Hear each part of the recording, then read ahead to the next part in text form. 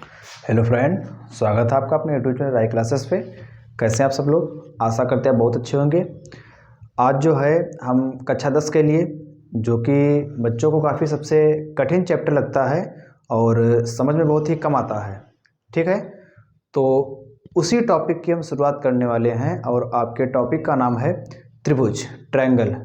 और ट्रायंगल से जो है आपके काफ़ी अच्छे अच्छे क्वेश्चन पूछे जाते हैं और जो कि ये आपके यूपी बोर्ड के एग्ज़ाम के लिए ट्रायंगल काफ़ी इम्पॉर्टेंट चैप्टर है और इसको पढ़ना आपको बहुत ज़रूरी है, क्योंकि अगर आप इसको पढ़ के नहीं जाएंगे तो आप जो है 6 से 7 नंबर गंवा देंगे। और केवल जो है एक बार इन क्वेश्चनों को ध्यान में अच्छे से बैठाना है और बाकी यहाँ पर ऐसी कोई भी चीज़ तुम्हारी नहीं है जो आपको समझ में ना आए, ठीक। एक बार जो है आप समझने की कोशिश करेंगे अच्छे से और उसके बाद आपको सारी चीज़ें काफ़ी अच्छे से क्लियर हो जाएंगी, ठीक। पहले उसको जो है हम बेस से पकड़ेंगे, बेस जानेंगे और बेस जानने के बाद हम जो है काम करेंगे कि आपके यूपी बोर्ड में कैसे क्वेश्चन पूछे जा रहे हैं, उस पर जो है हमको कैसे मेहनत करना है, कैसे हमको डील करना है, वो सब बातें आपको बहुत अच्छे से ध्यान से देना है, ठीक है। तो देर ना करते हुए हम चैप्टर की शुरुआत करते हैं, ट्रायंगल, ठीक। ट्रायंगल आपको पता है कि त्रिभुज हमारा जो होता है 3 भुजाओं से मिलकर बना होता है। त्रिभुज 3 भुजाओं से मिलकर बना होता है, ठीक। इसकी अगर हम बात करेंगे तो हमारे त्रिभुज में 3 शीर्ष होते हैं और तीनों शीर्ष का नाम हमारा होगा ए, बी, सी, ठीक। अगला क्वेश्चन यहाँ से छोटा सा एक ही बन जाता है कि त्रिभुज के तीनों अंतः कोणों का कितना होता है। तो आप बताएंगे 180 degree, angle A plus angle B plus angle C, आप बताएंगे कितना कि 180 डिग्री, ठीक। आपसे पूछा जाएगा कि त्रिभुज के सभी बाह्य कोणों का कितना होता है, तो आपका आंसर आएगा 360 डिग्री।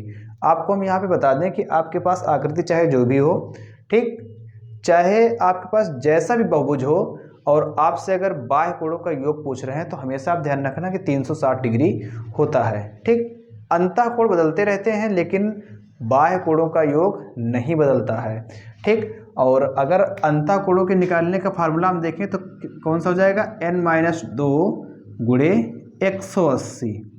n जहाँ हमारा क्या है, भुजाओं की संख्या है। अगर आपको त्रिभुज में भुजाओं की संख्या मालूम है कि 3 है और अंतः कोणों का योग पूछ रहे हैं तो n की जगह पे हम रखेंगे 3, 3 में से घटाएंगे 2, तो 3 में से 2 घटाएंगे 1, तो 180 एकम 180। तो त्रिभुज के अंतः कोणों का कितना होगा, 180। उसके बाद अगर हमको चतुर्भुज का निकालना तो यहाँ पर n की जगह पर रखेंगे 4, 4 में से घटाएंगे 2, बचेगा 2, तो 180 दूनी 360, ठीक है। उसके बाद अगर हमको निकालना है पंचभुज तो n की जगह पर रखेंगे 5, 5 में से घटाएंगे 2, 5 में से 2 घटाएंगे 3 बचेगा, तो 180 तिया 540, ठीक। इस हिसाब से जो है आपके अंतः कोणों के योग निकल आएंगे। ज़्यादा जो है देर ना करते हुए अपने बढ़ते हैं सीधे अपने सिलेबस की तरफ, जो आपका यूपी बोर्ड का सिलेबस है। वैसे ट्रायंगल चैप्टर हमारा बहुत बड़ा है, ठीक। इसकी जो है एक मैराथन में भी इसको ख़त्म नहीं किया जा सकता है, ठीक। कम से कम 2 मैराथन इसकी होंगी। और अगर हम बात करें तो सीधे अपने आते हैं हम सिलेबस पे, और सिलेबस में आपको सबसे पहले पढ़ना है समरूपता, ठीक। आपको सिलेबस में जो है पढ़ना है सबसे पहले समरूपता। समरूपता क्या होती है? समरूपता मतलब समान रूप। अगर दो हमारे समान रूप हैं तो उन्हें हम कह सकते हैं कि इनके अंदर समरूपता के गुण पाए जा रहे हैं, ठीक। जैसे हम कहें कि आपके पास एक ये वृत्त है, छोटा वृत्त है, और दूसरा आपके पास ये बड़ा वृत्त है, तो आपसे पूछेंगे कि ये बताओ दोनों समरूप हैं कि नहीं, तो आपका आंसर आएगा कि बिल्कुल ये समरूप हैं, क्योंकि दोनों के आकार एक ही जैसे हैं, ठीक। छोटे बड़े से यहाँ पर कोई नहीं फर्क पड़ता है। यहाँ पर थोड़ा ध्यान दें कि अगर हमारे दोनों एक ही साइज के हो जाएंगे, अगर इस वृत्त की त्रिज्या हमारी 7 सेंटीमीटर है, दूसरा एक वृत्त और हम बना दें उसकी भी त्रिज्या 7 सेंटीमीटर है, तो वहाँ पर आप ये जानेंगे कि पहली बात तो समरूप तो है ही, और समरूप के साथ साथ वो सर्वांगसम भी है। समरूप के साथ साथ वो सर्वांगसम भी है, ठीक है। तो समरूप आप जान चुके हैं कि जिनका आकार जो है समान होता है, जिनका समान रूप होता है, ठीक, वो आपस में क्या होंगे, समरूप होंगे। दो आयत हमेशा जो आपस में समरूप होंगे, दो वृत्त हमेशा आपस में समरूप होंगे, दो वर्ग हमेशा आपस में समरूप होंगे, ठीक। यदि उनके जो है संगत कोण बराबर हैं और उनकी जो है संगत भुजाएं समानुपाती हैं। ठीक, जैसे हम बात करें कि आपकी स्क्रीन पर जो है एक दो आपके चतुर्भुज दिखाई दे रहे हैं, ठीक है, तो इसमें आपको ये निकालना है कि ये आपस में जो है समरूप हैं या नहीं। ठीक, तो यहाँ जो है आप कैसे जानेंगे कि समरूप है नहीं। ठीक, तो सबसे पहले देखें, अगर आपको यहाँ पे निकालना है कि ये आपस में समरूप हैं या नहीं, तो देखो सबसे पहले अगर हम पहले वाले त्रिभुज में, पहले वाले चतुर्भुज में अगर हम ए बी की बात करेंगे, क्योंकि इसमें आधार हमारा क्या है, ए बी है, तो हमारा उसमें क्या दिखाई दे रहा है, ठीक, पी क्यू। ठीक, पी क्यू, तो अगर हम A B divide by P Q करेंगे तो ए बी की वैल्यू आपकी कितनी है, 1.5, पी क्यू की कितनी है, पी क्यू कितनी है, 3। ठीक, दशमलव हटाएंगे तो 0 आएगा, 15 एक कम 15, 15 दूनी 30, 1/2 आया। अब थोड़ा ध्यान देंगे कि अगर हम उधर साइड ले रहे हैं बी सी, तो उस वाले चतुर्भुज की हमको कौन सी साइड लेनी होगी, क्यू आर। तो देखें बी सी डिवाइड में क्यू आर बराबर कितना हो जाएगा, 2.5 डिवाइड में 5.0। ठीक, एक बार में और ये 2 बार में। ठीक, अगर हम ऊपर की भुजाओं की बात कर लें, अगर पहले वाले त्रिभुज में हमने ले लिया सी डी, तो दूसरे त्रिभुज में कौन सी लेंगे, आर एस।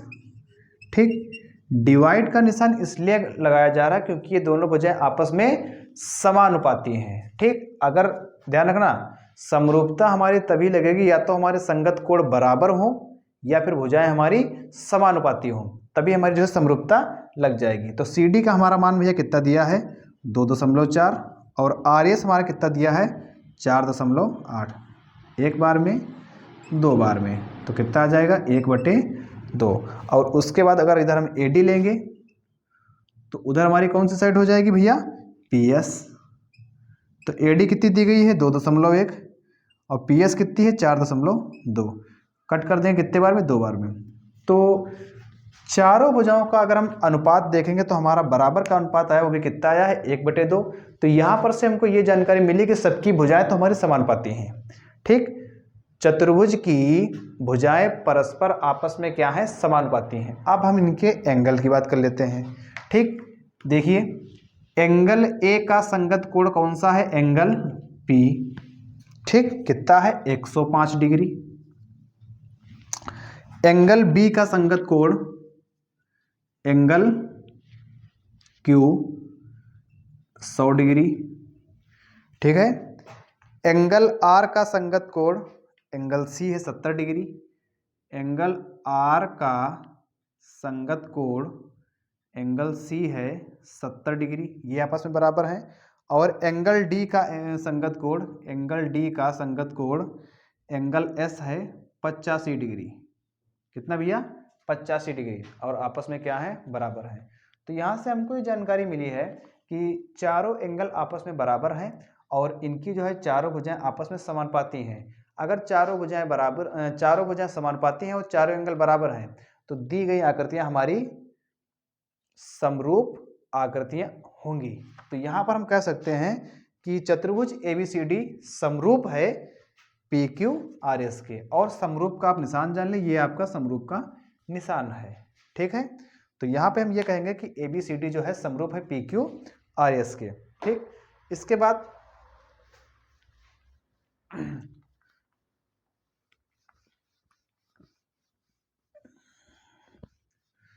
आपकी स्क्रीन पे एक दूसरी आकृति दिखाई दे रही होगी। तो इसमें अगर हम देखेंगे तो हमको बताना है कि दी गई आकृतियां आपकी जो है समरूप हैं या नहीं। तो यहाँ आप बताएंगे कि आकृति हमारी आपस में समरूप नहीं है। क्यों नहीं है, थोड़ा देखो भैया। क्योंकि देखो अगर इधर हम ए बी साइड ले रहे हैं, ए बी, तो आप कौन से लेंगे, पी क्यू। तो ए बी और पी क्यू का अगर हम अनुपात देखेंगे, ए बी बटे पी क्यू, ए बी बटे पी क्यू का अनुपात देखेंगे तो कितना आएगा, 3/3.5। और फिर अगर हम इधर साइड ले रहे हैं बी सी, तो उधर कौन सी लेंगे, क्यू आर।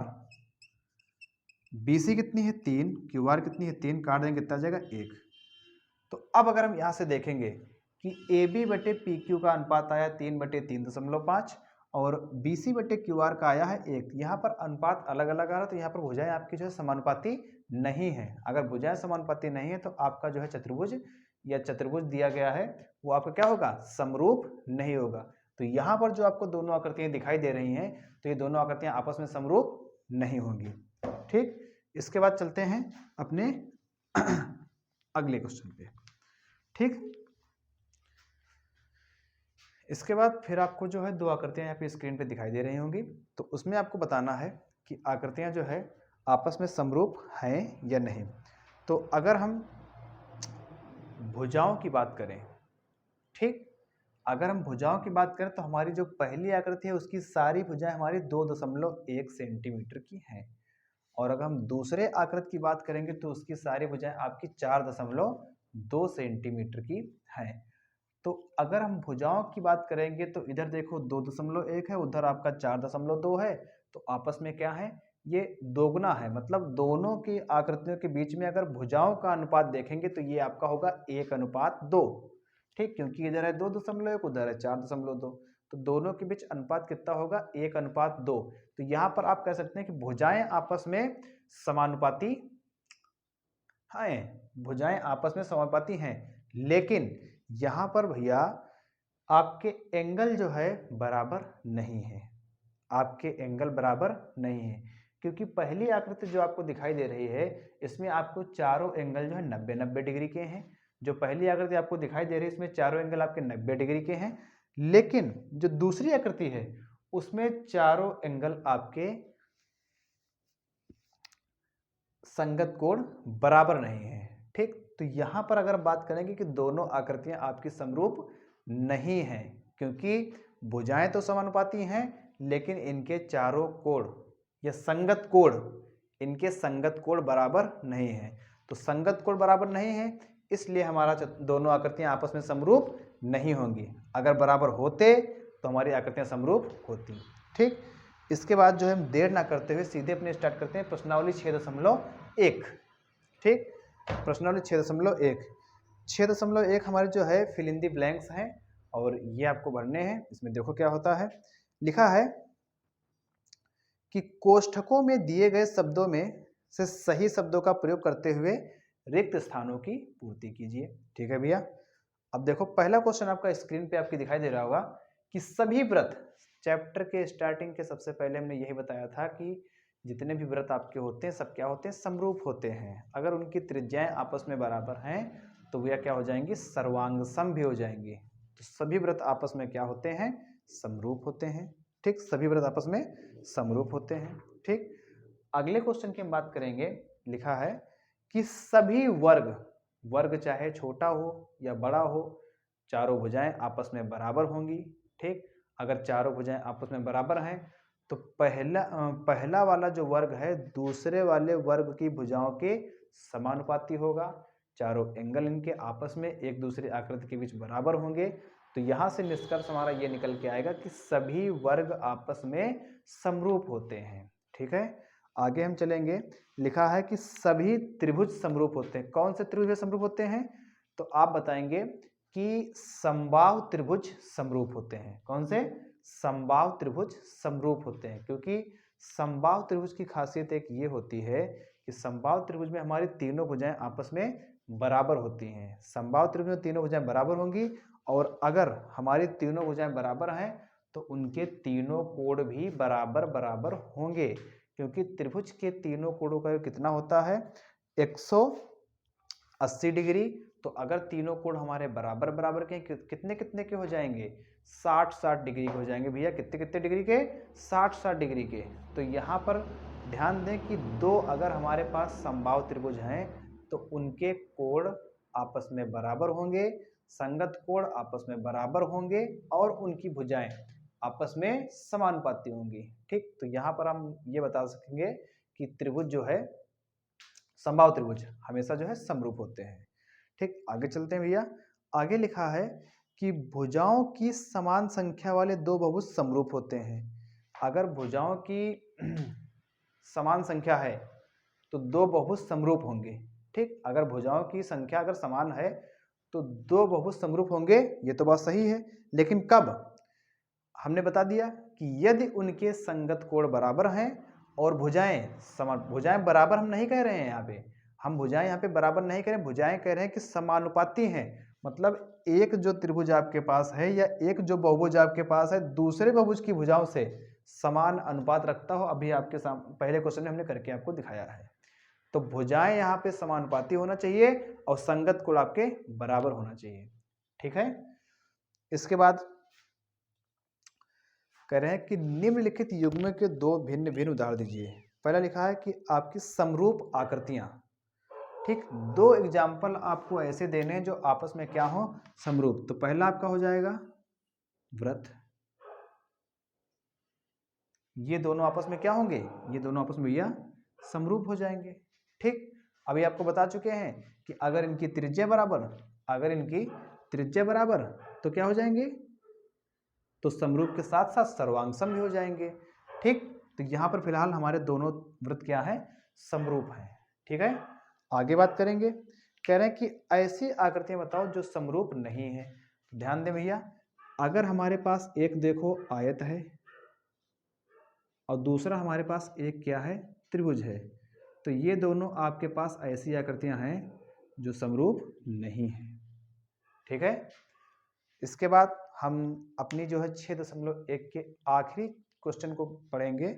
हमारा क्वेश्चन क्या है कि बताइए, ठीक, और क्वेश्चन आपकी स्क्रीन पर बिल्कुल स्पष्ट दिखाई दे रहा होगा। क्वेश्चन ये है आपका कि बताइए कि निम्नलिखित चतुर्भुज समरूप है या नहीं। ठीक, अब यहाँ पे आप देखेंगे अगर हम इनके संगत भुजाओं की बात करेंगे तो देखिए पहली जो आकृति हमारे सामने दिखाई दे रही है, इनकी चारों भुजाएं कितनी कितनी है, 1.5, 1.5, 1.5, 1.5। और जो आपकी दूसरी आकृति दिखाई दे रही है उसमें चारों भुजाएं कितनी कितनी है, 3 3 3 3। ठीक, तो अगर हम संगत भुजाएं लेंगे तो पहली भुजा है 1.5, दूसरी है 3। तो अगर अनुपात निकालेंगे तो कितना आएगा, 15 एकम 15, 15 दूनी 30, मतलब सबका अनुपात कितना आ जाएगा, 1:2। तो यहाँ से आप ये कह सकते हैं, क्योंकि देखो दोनों भुजाओं की आकृति भुजाएं आपस में बराबर हैं और अनुपात समानुपाती है, सबका अनुपात 1:2 आएगा। तो भुजाएं तो इनकी समानुपाती हैं, लेकिन अगर हम संगत कोण की बात करेंगे भैया इसमें, ठीक, तो संगत कोण यहाँ पे बराबर नहीं है। ठीक, क्योंकि जो दूसरी आकृति आपको दिखाई दे रही वो तो एक वर्ग है, क्योंकि चारों भुजाएं इसकी बराबर हैं और चारों कोण इसके 90 डिग्री के हैं। ठीक, तो दूसरी तो आकृति वर्ग आपको दिख रही है, लेकिन जो पहली आकृति है उसके कोण दूसरी आकृति के संगत कोण के बराबर नहीं है। तो यहाँ पर दोनों जो आकृतियां हैं ये आपस में जो चतुर्भुज दिए गए हैं आपस में समरूप नहीं है। तो इस हिसाब से हमारी जो है 6.1 खत्म हो जाती है। आशा करते हैं कि आपको बहुत अच्छे से समझ में आई होगी, और अगर जहाँ पर कहीं पर दिक्कत रह गई हो, कोई बात ना समझ में आई हो स्पष्ट, तो उसको जो है हमको कमेंट सेक्शन में ज़रूर बताएं। ठीक, और हम जल्द ही लौटेंगे अपनी 6.2 के साथ, और काफ़ी अच्छे से उसको करने वाले हैं। अगर आपके अंदर त्रिभुज का डर बना हुआ है तो वो डर हम बिल्कुल जो है जड़ से ख़त्म करने वाले हैं। बस आप हमारे साथ बने रहें और आप जो इस चैनल को सपोर्ट करें, लाइक करें, शेयर करें और अपने दोस्तों के साथ शेयर करें। और जो है जिन्होंने अभी तक इस चैनल को सब्सक्राइब नहीं किया है तो खुद करें, अपने दोस्तों से करवाएं और ज़्यादा से ज़्यादा शेयर करें। जितना देखो आप शेयर करेंगे तो उतना जो है हमको और मोटिवेशन मिलेगा, तो हम आपके लिए और अच्छा बेटर कर सकते हैं। जितना हम आपके लिए सोच रहे हैं उससे और कहीं ज़्यादा हम आपके लिए अच्छा कर सकते हैं। ठीक, फिलहाल अभी तो कर ही रहे हैं, लेकिन अगर आप जो है थोड़ा अपने अंदर उत्सुकता दिखाएंगे तो हम जो है आपके लिए थोड़ा और आगे को कदम बढ़ा सकते हैं।